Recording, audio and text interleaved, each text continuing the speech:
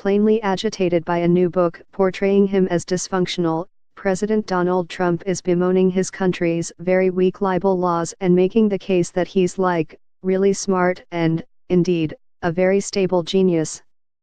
Trump's defense of his mental fitness in a series of tweets was a singular episode in a presidency rife with moments unlike any that have come before in that office. He was pushing back against fire and fury inside the Trump White House, which paints him as a leader who doesn't understand the weight of his office and whose competence is questioned by aides. Actually, throughout my life, my two greatest assets have been mental stability and being, really smart, Trump tweeted from Camp David, the presidential retreat in Maryland, a few hours before a strategy session on the 2018 legislative agenda with Republican congressional leaders and cabinet members. And when Trump addressed reporters later, the Ivy League graduate was ready for the question. "I went to the best colleges for college," said Trump, who holds a bachelor's degree from the University of Pennsylvania. "I had a situation where I was a very excellent student, came out, made billions and billions of dollars, became one of the top business people, went to television and for 10 years was a tremendous success, as you probably have heard, ran for president one time and won." His ire was directed at author Michael Wolff, whose book draws a derogatory portrait of the 45th president as an undisciplined man-child who didn't actually want to win the White House and who spends his evenings eating cheeseburgers in bed, watching television and talking on the telephone to old friends.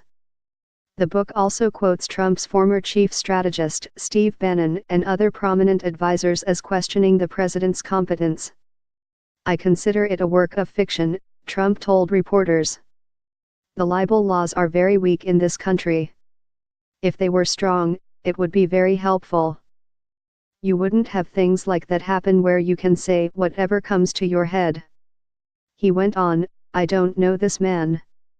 I guess Sloppy Steve brought him in the White House quite a bit and it was one of those things. That's why Sloppy Steve is now looking for a job," Trump said. In one of his morning tweets, the president said critics are taking out the old Ronald Reagan playbook and screaming mental stability and intelligence. He said his journey from very successful businessman to reality TV star to president on his first try would qualify as not smart, but genius. And a very stable genius at that. Reagan died in 2004, at age 93, from pneumonia complicated by the Alzheimer's disease that had progressively clouded his mind. At times when he was president, Reagan seemed forgetful and would lose his train of thought while talking. Doctors, however, said Alzheimer's was not to blame, noting the disease was diagnosed years after he left office. Reagan announced his diagnosis in a letter to the American people in 1994, more than 5 years after leaving the White House.